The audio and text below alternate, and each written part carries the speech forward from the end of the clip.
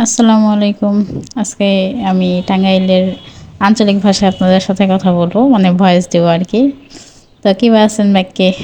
আমি আজকে রান্না হুটকি মাছ।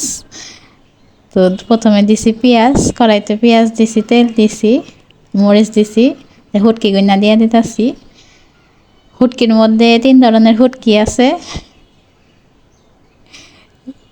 তিন ধরনের হুটকির নামে আমি কওয়া হারি না, খালি রাঁধছি এটাই জানি।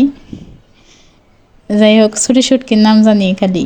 তারপর দিলাম হইলো জিরা বাটা, আর দিলাম হইলো রসুন বাটা, দিয়ে নিয়ে ভালো করে নাইরা নিমো। এখন নাইরা নেওয়ার পরে এখন দিয়ে দিলাম আদা বাটা, তারপরে এটা পাইন দিলাম। পাইন দেওয়ার পরে এখন ভালো করে নাড়মো চাড়মো, নাইরা সাইরা ভালো করে বাইজা নেমো।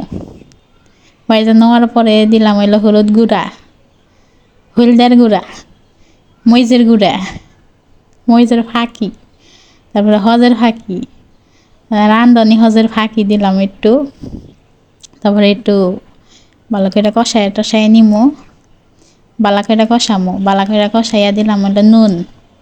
নুন দিয়ে এখন আরো বালা করে কষামো, মানে হুটকির গন্ধটা জায়গা।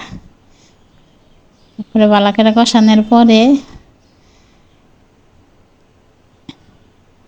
ওয়েট খারাইন, তারপরে কইতাছি। তারপর দিয়ে দিলাম সবজি গুন্না, সবজির মধ্যে দিছি এলো বেগুন, বাগুন দিছি, আলু গুঁড়া দিছি, তারপরে এলো আর কি দিলাম, এটা যাই হোক মনে নাই কি দিছি। মূলা দিছি, মূলা দিছি, আর পটল দিছি। এটা দিছি, দিয়ে এখন মিক্সড করলাম ভালো করে। তারপর দিয়ে দিলাম হইলো পুঁই শাকের পাতা, পুঁই শাক দিয়ে দিলাম। মানে এটা হইলো হুটকি দিয়ে মিক্সড ভেজিটেবল হইতাছে আর কি। এই যে হয়ে গেছে, গাড়িতে শুকাবো, এখন বেশি পানি আছে।